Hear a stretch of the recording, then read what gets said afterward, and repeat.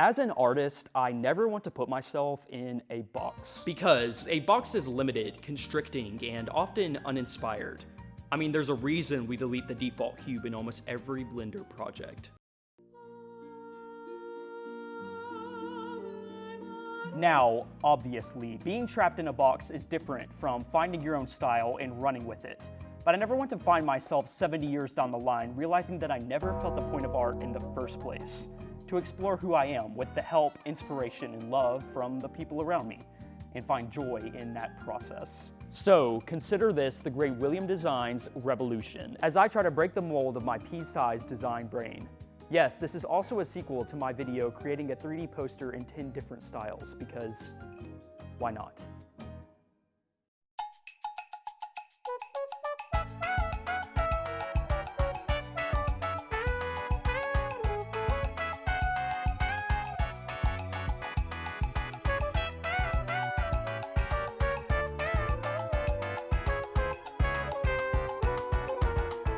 That's right, ladies and gentlemen, we are running it back and creating 3D posters in 10 different styles again. Because I, for some reason, like making videos that take me months and months to create. Here are a few rules for this challenge though. Much like the first time around, each poster in this video needs to include the following: a knight, a dragon, and a castle. These can be as simple or as complex as I want because I made this rule in the first place, which means it's up to me to follow it correctly or not. Let's get into it.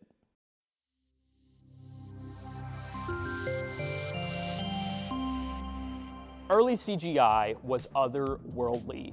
Anywhere from TV shows, marketing materials, computer screensavers, and even science textbooks were filled to the brim with weird checkered shapes, chrome blobs, bright colors, and landscapes that seemed to withhold a whole lot of lore.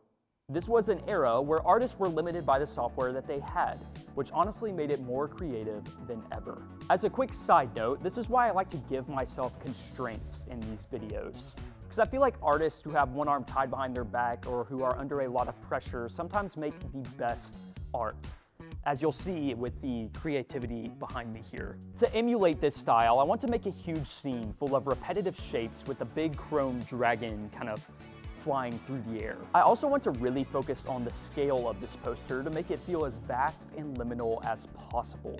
I want this to feel like a world that you wish you could jump into and uncover any secrets that are in the depths. To start, I'm going to create the castle, which is really just going to be a bunch of spheres, rings, and bright colored materials. I'm kind of going for a weird DNA atom molecule thing here. Creating like this reminds me of those days where my brother and I would dump every single Lego we owned on the floor and create weird and random blobs of form with different Lego pieces. We'd also create garages for our Matchbox cars. Mine, of course, had an imaginary force field and lasers that couldn't be destroyed. Creating this right here was a blast, and I think it was the freedom of just kind of throwing shapes together to see what would happen that made this a whole lot more fun than it needed to be. With a completed castle, I'll use an array modifier to create 1,000 copies of it throughout the scene. This is where you can really start to see the vast sense of scale I'm going for here. I'll also create a large volume box thing with a purple texture to provide a nice vanishing point deeper in the scene. Doesn't it just beg to be explored?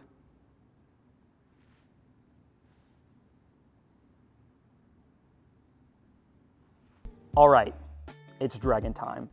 First comes the head, which I'm going to start by sculpting a sphere into a really pointy version of a dragon head. I want this to be pretty skinny and read well from a larger distance to make this little guy feel a lot bigger than he is. That's why I'm exaggerating a few of the spikes and overall shape here. To make the body, and here comes the Blender jargon, so bear with me, I'm merging the vertices of a cube at the center, throwing a skin modifier and subdivision modifier on that cube.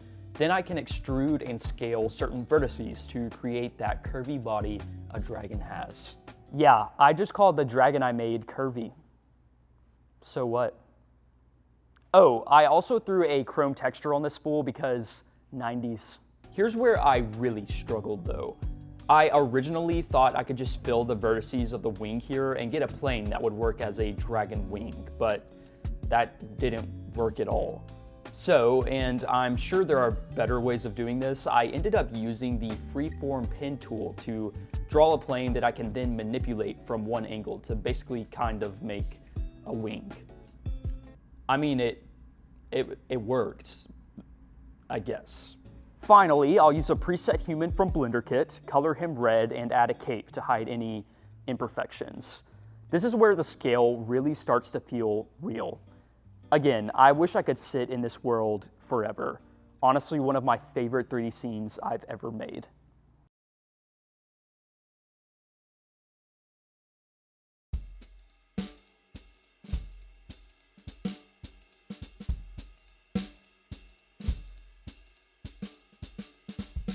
Yahoo! It's me, Pixel Art William. Pixel art is a massive inspiration for me because a lot of my love for gaming started with Pokemon Emerald, which is one of the best examples of that beautifully crisp 8-bit style common during the Game Boy era. I've always wanted to try pixel art and have constantly been inspired by this style, especially by artists like Brandon James Greer, Pixel Jess, and Woostar Pixels. My idea here is to lean into that 8-bit vibe by limiting myself to a canvas size of 160 by 144 pixels, which was the size of the original Game Boy screen. Alongside that, I'm going to use that classic green color scheme that artists were limited to. Oh, I'm also using Photoshop to make this happen. Let's do it. I'm going to start the scene off by creating the castle, which will begin as a simple rectangle with a ceiling. I'm kind of utilizing that 45-degree angle of view here where you could see parts of the roofs of buildings. That was more common in a lot of 8-bit games back then. From there comes the texturing and lighting. Now, I'm by no means a pixel art professional, so if you see any mistakes here, especially with the lighting of this scene, just pretend it's not there. To do this effectively, I'll start with some lines that I can then work into a stone-like shape. Then I can go across those stones with darker values towards the left side to make it look like the sun is hitting the edge of the tower. Next, I'll mirror this tower on the other side to give the scene some good boundary points. One use of pixel art that I love is when artists take a simple sprite and magnify it to show off some of the smaller details you wouldn't be able to see. So I wanted to emulate that by creating a little text box where you can see my mustached face scared of a dragon. This came out so well. I love this little dude. Now comes the most difficult part of this whole process, the dragon itself. With the help of some reference images, I started off by outlining a general shape that I can then use as a guide. Then, much like the castle bricks, I'll start by shading areas with large blocks of colors, then building values off of those colors where the sun is, well, pretend shining. Working with only a few colors actually made this poster a whole lot easier, and while it was definitely challenging, it was in the most satisfying way. It's really fun doing this in passes and seeing the creature start to truly come alive a pixel at a time. It's also nice taking a break from the beast of a program that Blender is for once. With the dragon head basically done, I'll add a thick neck and some claws hanging off the side of the castle wall. I'll also make a little night sprite scared for his life, which took me way too long to get the details right for. But with that, here is a pixel art poster straight out of the Game Boy era. I'm super happy with how this came out. It's far from perfect, but hey, this is the reason I'm doing this challenge in the first place, to push myself into mediums I've never tried before. And who knows, I might mess around with more pixel art in the future. Maybe.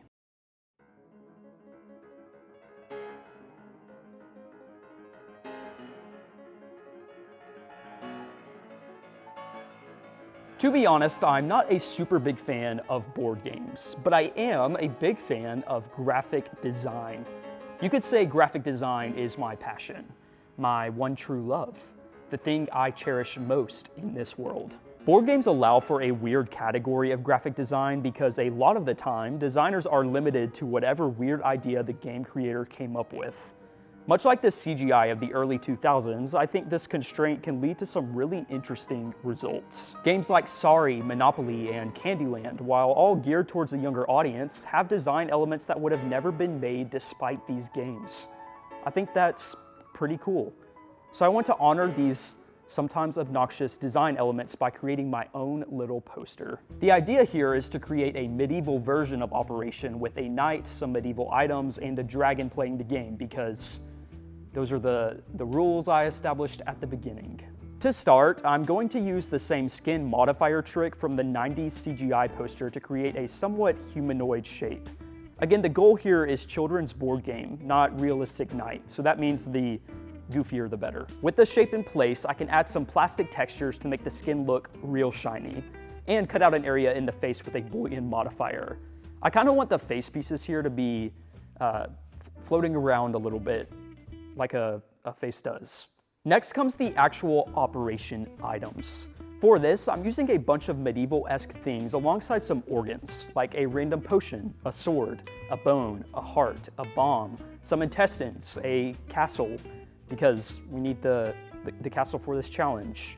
And finally, a cursed black hole-looking object, since it'll maybe be funny. You'll see. Finally, I'll use the skin modifier trick to make a clawed dragon hand holding some tweezers, add a helmet, and label all of the items in Photoshop. And with that, here is the Operation Board Game 3D poster. Imagine playing this with your maidens in the 1700s. This would have gone crazy in the pub or whatever, wherever they played Operation back then. Hiya folks, my name is William Designs and I like to make tiny nerdy things. Today, I'm excited to take you on my first ever clay experience. That's right, I've only ever touched this stuff back in middle school art when I made like half a coffee mug. Today though, we're making a whole dragon, which I'm going to get started on with some nice beefy legs. I'm making these out of aluminum foil first and then wrapping some clay around it because I'm already way over the $0 budget my wife gave me for this video. Once I have some nice toes in place with a few holes to add some pre-baked claws, I can get started on the actual body. I went ahead and molded some more aluminum here into what looks more like a potato with arms rather than a dragon. But my idea here is to have a more vertical boy rather than a horizontal boy. You'll see. With a nice layer of clay successfully wrapped, I can merge this potato onto our legs, which basically means I'm dragging clay over and over again until this looks somewhat sturdy.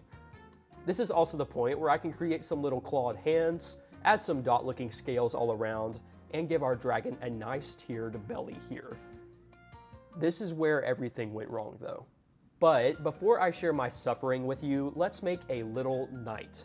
For this guy, I rolled out some clay balls, put those balls together to form Kirby, added a head, some eyes, a little smile, and cut out a hole in one of the hands for a tiny clay sword. All right, here we go. So for the head of our fire-breathing beast, I didn't necessarily want to make a detailed dragon face because clay is hard and I don't have the experience to sculpt a whole wrinkled dragon head quite yet. So I thought, why not make a one-eyed version with a little smile? You know, something childish and cute. But as I'm putting this together, I quickly realized just how, well, phallic this looked. I mean, guys, this is a this is a straight up piece of anatomy here.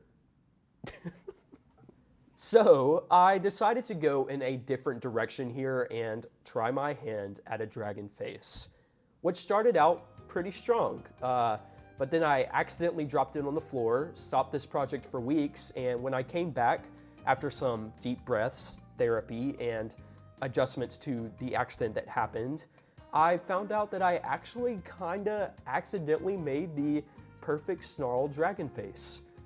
Guess I'm kind of a creative genius or something like that. To add to this snarl, I created a long tongue drooping way down and added a collar to act as the connection point between the head and body. And after a long and very stress-inducing bake in the oven, I can finally get started with the paint. I'll start with a nice green on the main dragon body parts, then work up with some deeper greens to highlight the bumps, scales, and grooves I created at the beginning.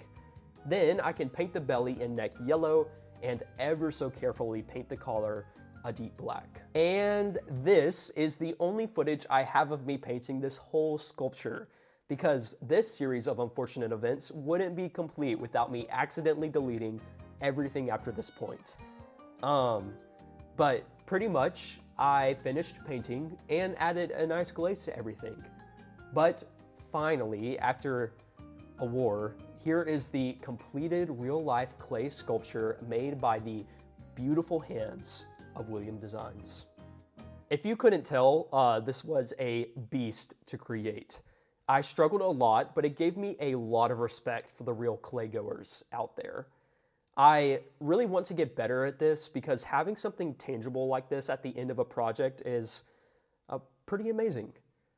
Oh, I also put it in our living room. I'm sure my wife is going to love that when she gets home.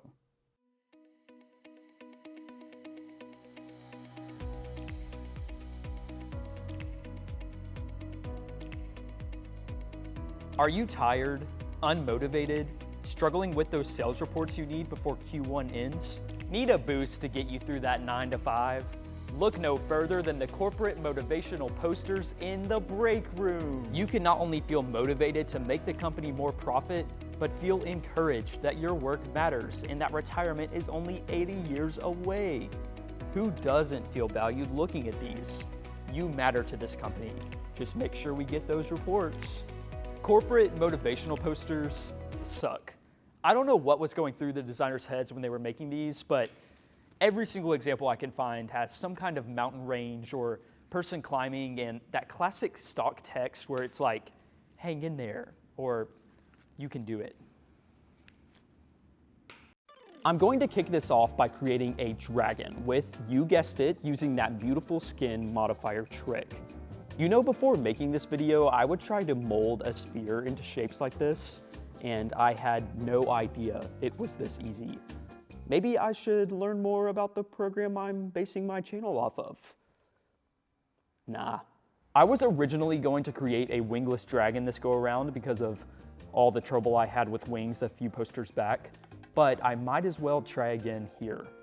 This time, I decided to start with a subdivided plane, then sculpt that plane into place. This ended up working a whole lot better, since I could get more details and wrinkles in the wings themselves. Like I said before, there is definitely better ways of doing this though, but since I'm working from one camera view, this worked pretty great.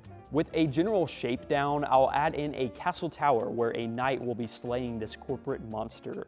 I'll also include some crumbling bricks to hide some of the cleaner lines on the tower here. Next comes the detail of the dragon itself. I like to use the sculpt mode for this so I can drag out certain areas to add spikes, teeth, and ridges along the back. I also added another texture and painted his belly a brighter red to make it look more, well, dragon-like. With the help of Blender Kit, I can add some spheres with a cloud texture to make him spit out all kinds of smoke as well. Also, to add to the epicness, I used a cloud PNG colorized a bit in the far background. This adds a touch of realism while saving me a ton of time from creating a whole background. Next, with an emission texture and a few free models, I'll create a lightning sword because it looks insane.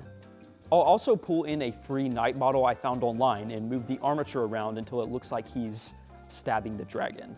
Finally, I can add that classic corporate poster look in Photoshop and a quote that is guaranteed to increase shareholder value. So the question remains, do I feel encouraged? Do I feel ready to tackle this wonderful day locked in a cubicle? Yes. Yes, I do. May our collective work increase shareholder value forever.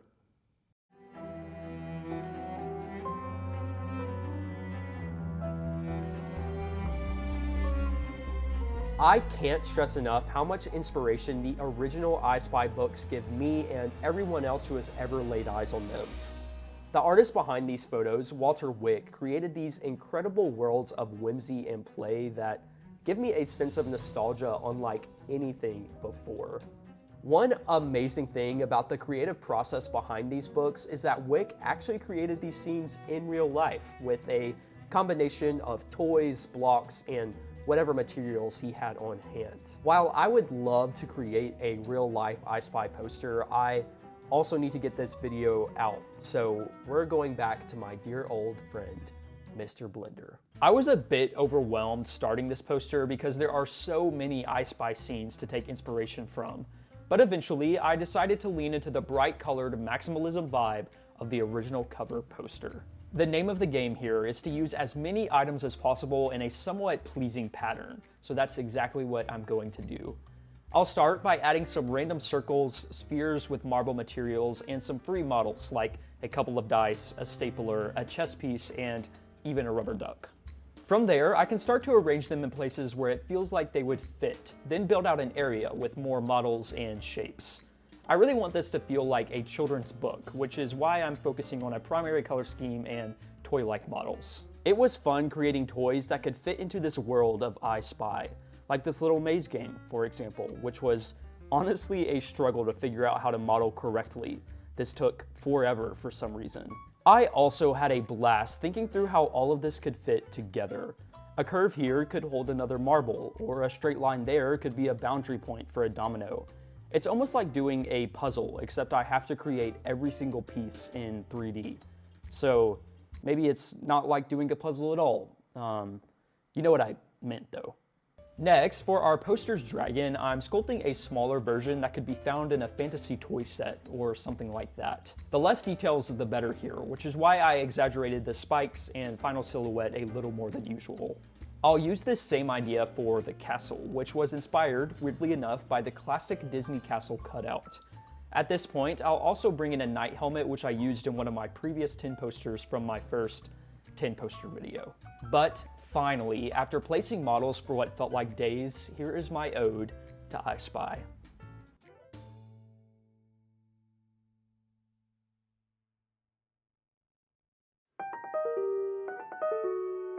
Future medieval space analog is, you know what, I feel like I wouldn't do this explanation justice. So let me patch in the legendary overset text, who will break down what future medieval space analog truly is. Beep, beep, beep, beep, beep, beep, beep, beep. Oh, hey, William. Well, future medieval is a design aesthetic that combines elements from ye olden times, like the Middle Ages, the Renaissance, pretty much anything that you think of as old, and combines it with modern design aesthetics. Medieval elements could include things such as black letter, ornamentation, drawings of little creatures, little guys, little medieval creatures. And you know, you put it in a more modern context and you get future medieval. And honestly, think about it like Dune 2. You know, you craft the old with the future, hence future medieval. And you're probably wondering, why am I in a tux? Well, I just wanted to dress up for this cameo. No other reason. Thank you, Mr. Fontman, for that beautiful explanation, or I hope it was beautiful. I'm recording this weird cardboard green screen intro a few weeks early. So to accomplish this space analog future medieval vibe, I'm focusing a lot on pieces of inspiration like the Alien movies and the original Star Wars. I wanted this to feel extremely analog and futuristic while having a medieval vibe, hence the name, Space Analog Future Medieval Vibe. To start, I'm laying out a general shape, kind of like a Pokédex or some kind of handheld sonar device. Then I can extend, scale, and indent certain pieces of this to create spaces for screens, buttons, and random pieces of tech. I'll also add little screws in a keypad to continue building out the details of each mechanical part.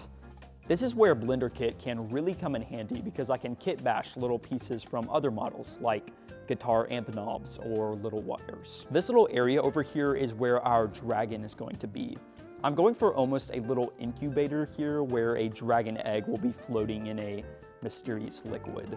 I'm using a plastic texture with an off-white color scheme to make this look aged and worn as well. Now comes the fun part, the UI. For this, I'm using Photoshop to create some PNGs with random graphs, numbers, and fun areas of data. Then I can take this PNG into Blender, UV unwrap the screen, and add an emission texture to my PNG to give it that beautiful analog glow. I'll use this same technique for the other screens, but this is where I'll add a little front-facing camera view of a knight and a map to some kind of castle. I thought this looked pretty cool, if I do say so myself. This is also where I'll add in the dragon egg, which was made with a dragon scale texture and a few little deforms to a sphere. I also added some emission textures to the top and bottom of the incubator here to make the whole thing glow. Finally, I can add some text to the numpad, give it some good grain texture in Photoshop, and ladies and gentlemen, here is the completed space analog future medieval poster that dreams were made of.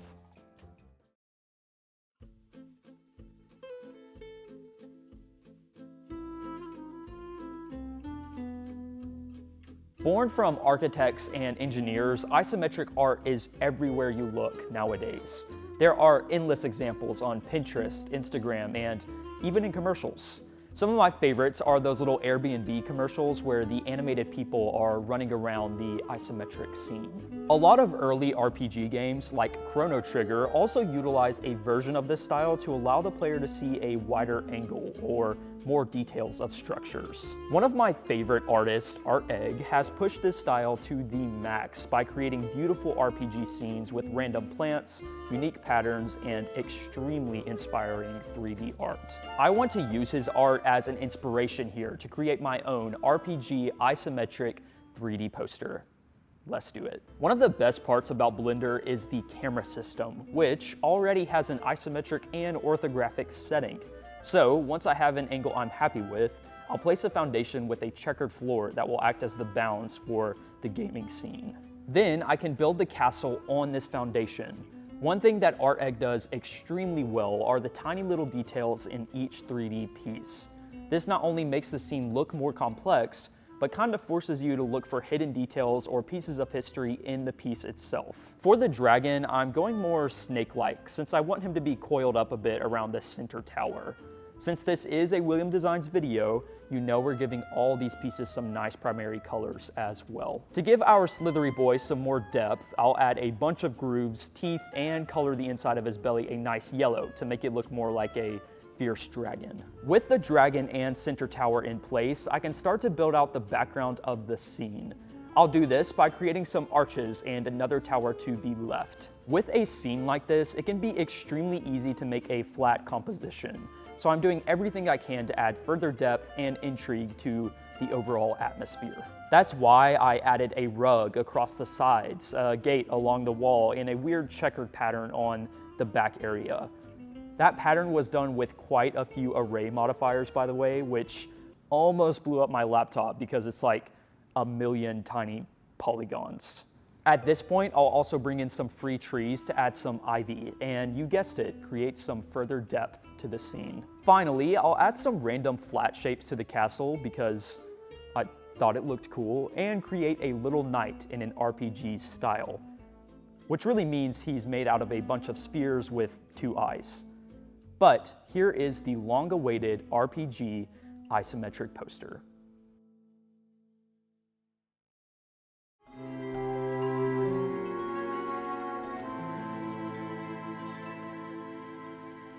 I am forever thankful to my parents for introducing me to the addiction of Legos at such an early age. And boy, was it an addiction. I could not get enough of building Lego city sets, power miners, Mindstorm. Yeah, remember Mindstorm? I felt like a whole engineer. And of course, every little boy's awakening into manhood, Bionicles. You just gonna stand there? I have Legos to blame when it comes to my love for 3D art and software like Blender. I mean, Blender is just Legos when you really think about it.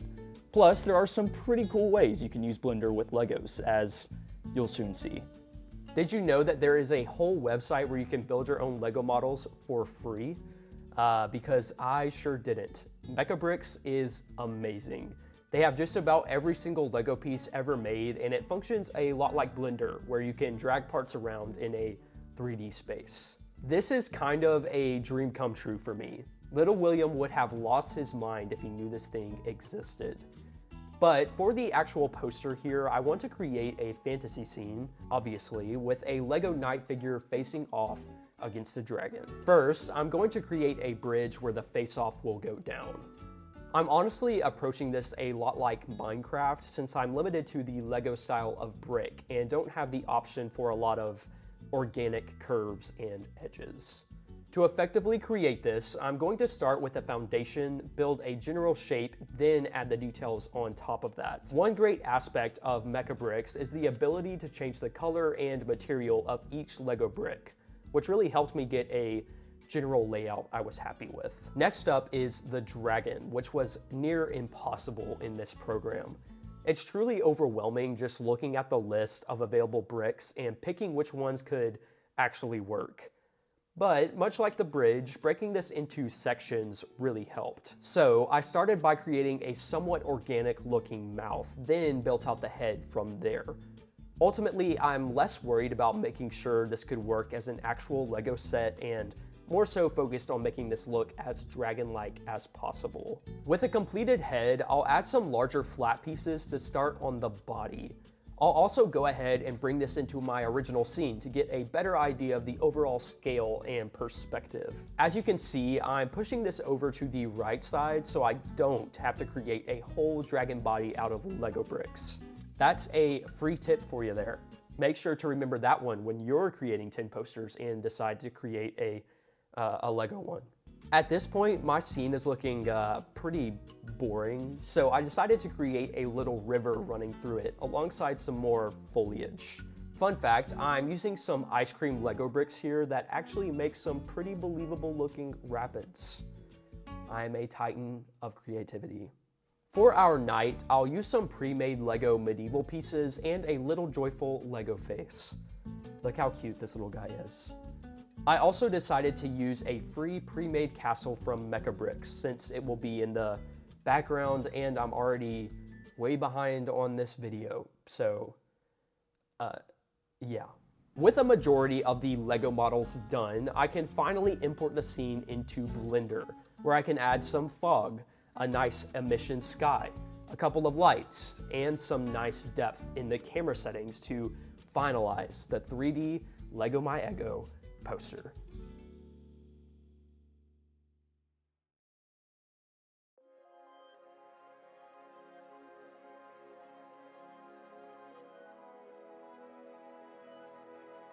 Oh man, do I love a liminal space. But you may be sitting there right now going, but Mr. William, what's a liminal space? Well, let me break it down for you.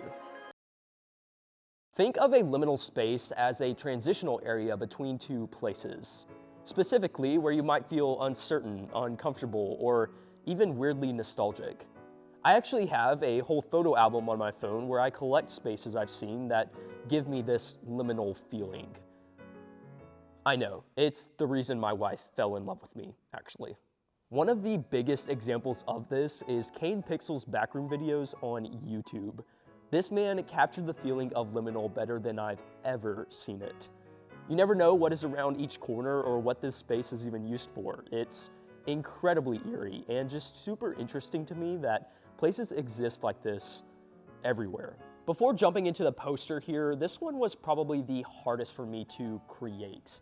My art tends to lean more into the maximalism side of things and less in the wide open, transitional, weird space vibe side of things. So I really struggled to get the feeling down of a liminal space in a 3D poster.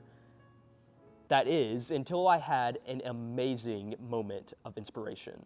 Recently, I went to a trade show for work in Las Vegas. Yeah, the place of dreams. And stumbled upon this lobby-like area in our hotel one morning, and it was crazy how nostalgic and liminal it immediately felt. I loved how everything was kinda hidden in shadows and no one was really around at all. It just felt so creepy and I immediately knew I needed to recreate this. I started by blocking out the scene.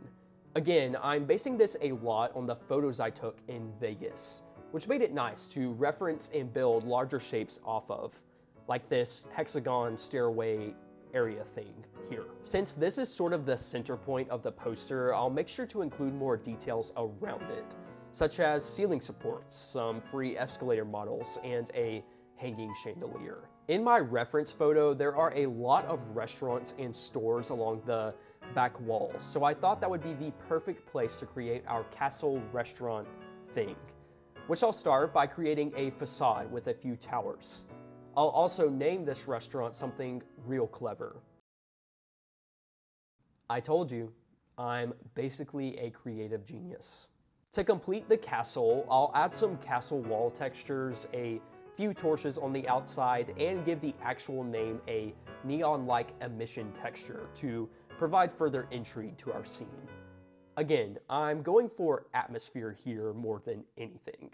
While looking for some inspiration, I stumbled upon this terrifying Disney dragon on Pinterest that I thought would work great for our Liminal dragon. I kind of want this to look like it's an art piece in the middle of the mall lobby, like something families would bring their children to see. Which is why I'm setting up some curtains, a little sign, and a roped off area on the side here. Ultimately, I'm trying to make this look as unsettling as possible. A long face and weird human-looking eyes should do the trick though. I also wanted to create some fake promotional material for our little dragon here to show the contrast of what a family was promised before they saw our terrifying creature in real life. So in Photoshop, I drew a little cartoon, Danny the Dragon, threw him on a childish looking poster, and added this as a texture to my little standing sign here.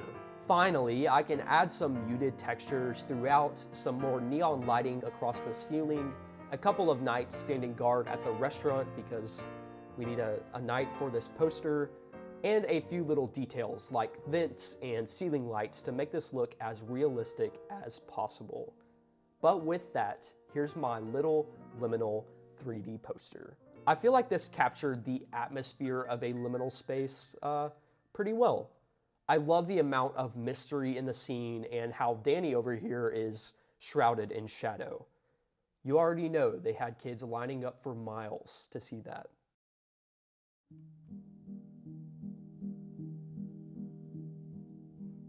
I can't believe we made it. 10 whole posters together.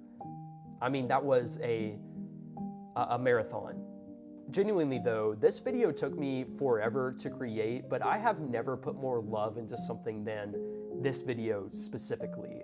So thank you so much for watching, liking, subscribing maybe, if you want to, and supporting me in these little creative videos of mine. I hope this video inspires you to create, to try new mediums, and to encourage others to create as well, because we're all in this together.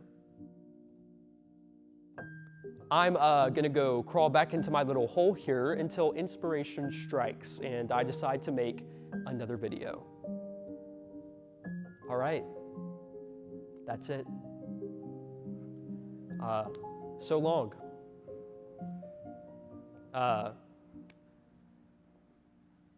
See ya.